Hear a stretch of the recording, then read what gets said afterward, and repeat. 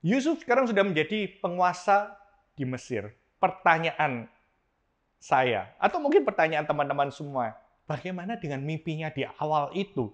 Apakah ini sudah jadi kenyataan? Saya katakan yes and no. Memang sudah menjadi kenyataan, tapi benar-benar kita bisa melihat fulfillment of the dreams itu. Kenapa? Karena kelaparan itu nggak cuma terjadi di Mesir. Jadi ada penggenapan mimpi-mimpi Yusuf itu. Dia bisa mulai melihat gambarannya itu secara utuh.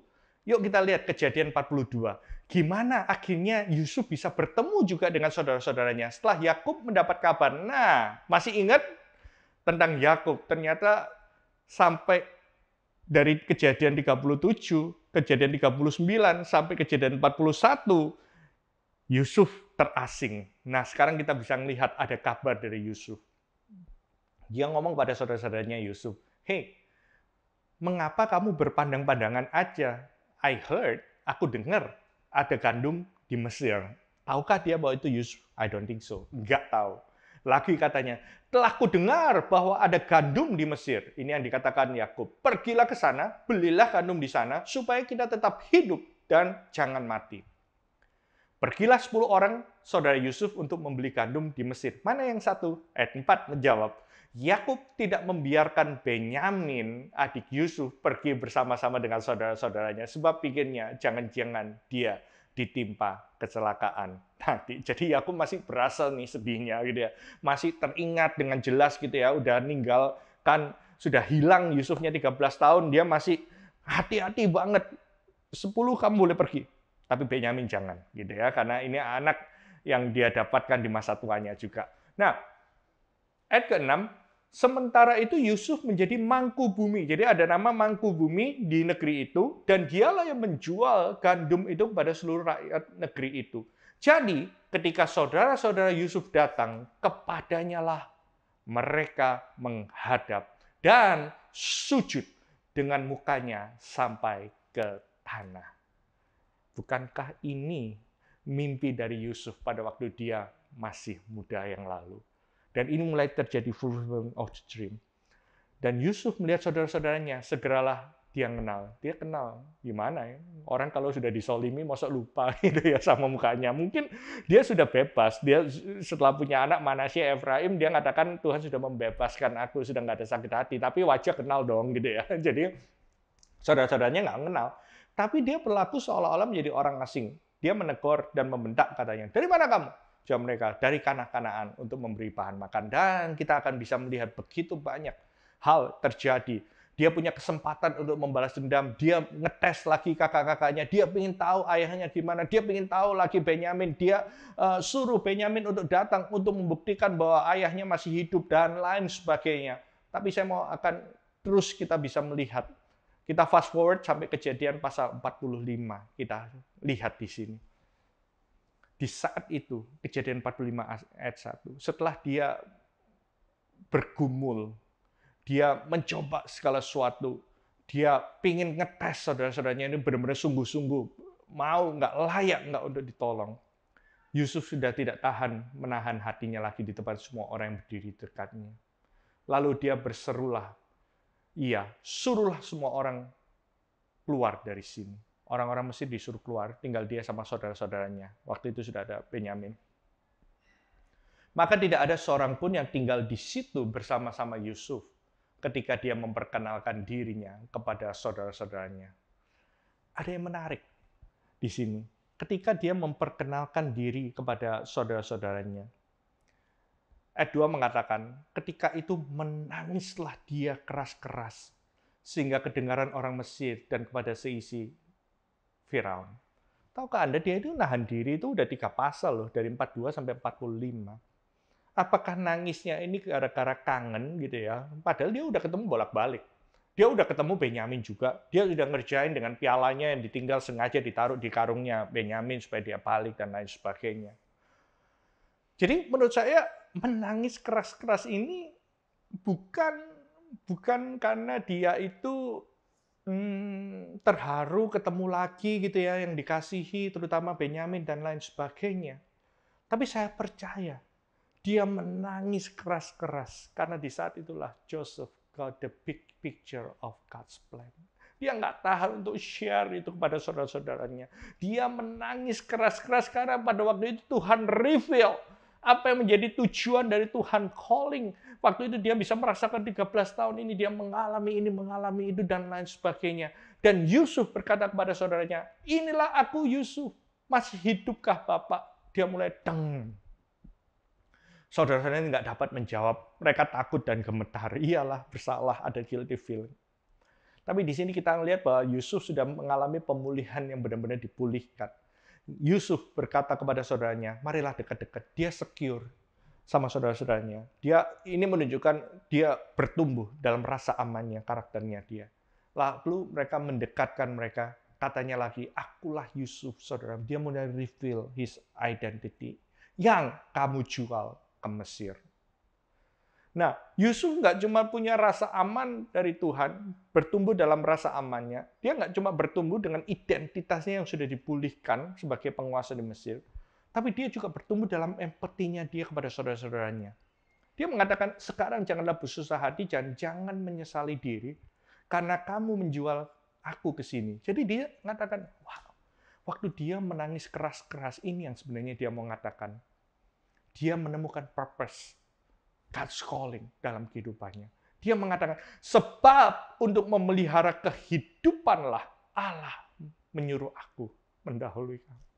This is the purpose. Hey, kalau Anda jadi Yusuf, di sini kita bisa melihat, dia bisa melihat gambarannya, purpose-nya Tuhan itu pada waktu dia ketemu lagi, dia bisa menangis. Dan saya yakin nangisnya bukan karena tepung kangen, tapi dia bisa melihat, ternyata ini toh. Now I know, now I see. Karena 2 tahun lagi, aku nggak bisa bayangkan dalam negeri ini selama 5 tahun. Nggak akan ada membajak dan menuai. Aku nggak bisa, mungkin kamu kehilangan aku, tapi aku akan kehilangan saudara-saudaraku, kamu akan mati selamanya. Dia mulai bisa lihat perspektif yang berbeda. Dia bukan lagi menghadapi orang yang telah mengkhianati dia. Dia nggak lagi berhadapan dengan saudara-saudara yang dendam kepada dia. Dia nggak lagi berhadapan dengan saudara-saudara yang iri hati terhadap dia, ingin membunuh dia. Tapi dia bisa melihat dengan perspektif Tuhan. Saudara, perubahan perspektif ini penting buat kita teman-teman semua. Dia mengatakan, dia bisa melihat saudara-saudaranya yang ada di depan. Dia katakan, Allah telah menyuruh aku untuk mendahului kami, untuk menjamin kelanjutan keturunanmu di bumi, dan untuk memelihara kehidupanmu. Sehingga sebagian besar daripadamu tertolong. Dia mulai melihat perspektif dari kacamata Tuhan. Can you imagine? Dia mulai melihat, gitu ya, benar-benar dia punya karakternya itu benar-benar bisa terbentuk pada waktu itu. Dia mulai bisa melihat bahwa bahwa Tuhan itu menaruh gitu ya dalam kehidupannya. Dia mulai membayangkan bahwa dia ini calling-nya untuk menyelamatkan hidup begitu banyak orang. Dan dia mengatakan, kalau kamu nggak jual aku kepada orang Midian, aku nggak pernah akan ada di Mesir. Kemudian dalam pikiran dia bisa melihat perspektif ini. Kalau Yusuf nggak pernah pergi ke Mesir, dia nggak akan pernah ada di dalam rumah Potifar. Kalau Yusuf tidak pernah dikhianati, nggak pernah dijual, gitu ya, nggak pernah difitnah untuk melakukan pemerkosaan oleh tante Potifar, dia nggak akan masuk dalam penjara. Kalau dia nggak masuk dalam penjara, dia nggak akan bertemu dengan juru roti dan juru minuman Firaun. Kalau dia nggak pernah ketemu dan nggak pernah mengartikan mimpi itu, dia nggak pernah dikenal sebagai orang yang bisa interpret the dreams. Anda bisa melihat perspektif yang Tuhan tunjukkan di sini. Kalau dia nggak pernah menafsirkan mimpi, dia nggak akan pernah juga untuk menafsirkan mimpi Firaun. Dan di sini dia bisa melihat kalau Yusuf nggak pernah menafsirkan mimpi Firaun, dia nggak akan pernah jadi orang nomor 2 di negeri itu. Karena yang membuat dia jadi orang nomor 2, nggak cuma sekedar menafsirkan, tapi setelah menafsirkan, dia menjadi penasehat raja yang dengan bijaksana bersiap menghadapi kelaparan. Jika Yusuf nggak pernah mempersiapkan dengan bijak, kalau dia nggak punya keberanian untuk mempersiapkan kelaparan yang mengerikan, maka keluarganya di Kanaan akan mati kelaparan. Ini loh perspektif yang Tuhan ubahkan. Jika dalam keluarga Yusuf, dalam Kanaan mati kelaparan, maka ini pemikiran, Mesias nggak akan lahir dari Yehuda, dari Yehuda, Bani Yehuda. Can you imagine? Ini pemikiran perspektif yang dia bisa berikan. Jika Mesias nggak pernah tampil, maka Yesus juga nggak pernah datang. Jika Yesus nggak pernah datang, semua mati dalam dosa, nggak ada pengharapan dari dunia. Nah, ini terus and go on and go on. Intinya apa? Saya ingin bisa melihat bahwa perspektif ini mengubahkan sehingga akhirnya ayat 8, Yusuf itu mengambil kesimpulan. Jadi bukan kamu yang menyuruh aku di sini. Walaupun kamu yang jual aku, tapi Allah. Ini yang dia bisa dapat kesimpulan dalam kehidupannya. Dialah yang telah menempatkan aku. Dia mulai percaya di sini bahwa Tuhan yang menempatkan aku. Dia percaya pada God's sovereignty. Dia percaya pada Tuhan yang berdaulat yang menempatkan aku sebagai bapa bagi Firaun dan tuan atas seluruh istananya dan sebagai kuasa atas seluruh tanah Mesir. Jadi Yusuf ini nangis keras-keras ketika dia mulai sadar bahwa dia memiliki rasa aman yang baru, yang benar-benar dia punya security. Dia mendapatkan identitas yang benar. Dia bisa melihat benar-benar bahwa dia punya empathy, karena dia bisa melihat purpose, divine purpose dari Tuhan. Sehingga dia bisa melihat bukan lagi dari kacamata aku, dan aku, tapi bisa melihat dari kacamata Tuhan. Bagaimana Tuhan mengatur setiap semuanya itu, sehingga bisa menjadi kebaikan dalam kehidupan dia. 13 tahun Tuhan membentuk Yusuf untuk memiliki karakter. Karakter adalah inti dari development kita as a leader. Karakter ini, ketika kita ingin perspektif dari Tuhan, kita perlu mengembangkan karakter kita. Karena satu-satunya cara untuk kita bisa tahu adalah kita melewati proses dari Tuhan itu. John C. Maxwell mengatakan, adversity is a crossroad. Ketika kita mengalami kesukaran masalah, itu adalah persimpangan yang membuat manusia bisa memilih dua hal. Adversity is a crossroads that makes a person choose one of two paths, character or compromise. Ketika kita masuk dalam persimpangan, kita dihadapkan dua pilihan, untuk terus dalam karakter atau kita kompromi. Dan dia mengatakan, every time he chooses character, setiap kali kita memilih karakter, he becomes stronger. Even if that choice brings negative consequences. Dia mengatakan, kalau kita memilih karakter dan bukan kompromi, kita akan menjadi kuat. Bahkan ketika pilihan kita itu punya konsekuensi negatif. Contohnya, Yusuf masuk dalam penjara, gara-gara dia memilih untuk menjaga kekudusan. Dan saya percaya, ini yang indah. Bahwa di akhir semuanya ini, Yusuf bisa mengampuni saudara-saudaranya. Ada family reconciliation. Yusuf mengampuni saudara-saudaranya. Gimana? Karena ketika itu kita loncat kepada Kejadian pasal 50. Ketika itu Yakub meninggal. Ketika saudara-saudara Yusuf melihat bahwa ayah mereka sudah mati, berkatalah mereka, boleh jadi Yusuf akan mendendam kepada kita dan membalaskan sepenuhnya kepada kita segala kejahatan yang telah kita lakukan. Jadi nggak cukup di Kejadian pasal 45. Setelah Yakub mati, mereka berpikir inilah waktu pembalasan dari Yusuf kepadaku. Sebab itu mereka menyuruh menyampaikan pesan ini kepada Yusuf. Sebelum ayahmu mati, dia berpesan, beginilah harus kamu katakan kepada Yusuf. Dia menyampaikan pesan dari Yakub. Ampunilah kiranya kesalahan saudara-saudaramu dan dosa mereka, sebab mereka telah berbuat jahat kepadamu. Maka sekarang ampunilah kiranya kesalahan yang dibuat hamba-hamba Allah kepada ayahmu. Lalu menangislah Yusuf. Dia menangis ketika orang berkata demikian kepadanya. Ayat 18, saudara-saudaranya datang sendiri sujud di depannya dan berkata, kami datang untuk menjadi budakmu. Dia mengatakan demikian. Tapi Yusuf berkata pada mereka, janganlah takut, sebab aku inilah pengganti Allah. Dan di sini dia bisa melihat ayat 20 lagi. Memang kamu telah mereka-rekakan yang jahat terhadap aku, tapi Allah telah mereka-rekakannya untuk kebaikan. Again and again, Yusuf bisa mendapatkan perspektif ilahi dalam melihat seluruh proses kehidupannya. Dengan maksud melakukan seperti ini yang terjadi sekarang ini, yakni memelihara hidup suatu bangsa yang besar. Saya percaya, gitu ya, hal yang sama Tuhan sedang lakukan dalam kehidupan setiap orang. Kalau kita bisa melihat the whole picture. Kalau kita bisa melihat kehidupan dari kacamata perspektif surgawi, nggak ada satupun yang kebetulan. Tuhan menempatkan orang-orang tertentu dalam kehidupan kita untuk membantu kita bisa bertumbuh. Ketika kita bisa melihat, kita bisa menelusuri ada jejak Tuhan di dalam setiap kehidupan kita, dia bisa mulai memahami rancangan Tuhan jangka panjang, dan saya percaya itu akan membuat Yusuf bisa mengerti rencana Tuhan kepada saudara-saudaranya. Ayat 21, justru dia menenangkan saudaranya. Jadi janganlah takut, aku akan menanggung makananmu dan makan anak-anakmu juga. Demikianlah dia menghiburkan dan menenangkan hati mereka dengan perkataannya. Di sini kita bisa melihat, sometimes kita berpikir, saya senang diakhiri dengan rekonsiliasi dari keluarga.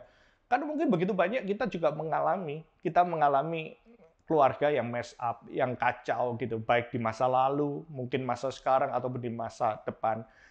Kalau Anda pernah mengalami itu, gitu ya, sama seperti Yusuf, saya mengatakan, bukan berarti Allah meninggalkan atau itu akan menjadi kutuk keturunan yang selama seumur hidup engkau akan alami, gitu ya, nggak pernah lepas dari itu. Tapi satu hal saya mau katakan dalam kehidupan kita semua, bahwa God works in and through difficult and mess up families. Nggak, doesn't matter keluarga Anda gimana. Saya percaya gitu ya, di akhir dari journey dari dreams ini, Tuhan menunjukkan bahwa ketika saudara-saudaranya datang ke Mesir, gitu, Yusuf mendapatkan God's favor. Dia mengerti gambaran dan panggilan Tuhan secara utuh dalam kehidupannya. Dia dihadapkan dengan pilihan, gua balas dendam atau gua mengampuni. Tapi dia memilih untuk mengampuni dan terjadi rekonsiliasi dalam keluarganya. Tuhan bekerja dalam kehidupan Anda melalui kesukaran, walaupun keluarga Anda mengalami hal yang nggak enak. Makanya saya bisa melihat di sini ada beberapa event, ada beberapa setback, dan bagaimana dia comeback and karakternya bertumbuh. Event yang pertama, Yusuf mendapatkan mimpi dari Tuhan. Dia dimasukkan sumur, dijual sebagai budak, tapi dia comeback sebagai penguasa di Mesir. Dan di situ dia belajar keberanian untuk membuat keputusan dan memecahkan masalah. Ketika Yusuf di rumah Potifar, dia difitnah, berzina, dimasukkan penjara, tapi dia comeback stronger, menjadi pengelola penjara. Dia belajar apa? Karakternya menjadi integritas dan tidak kompromi terhadap dosa.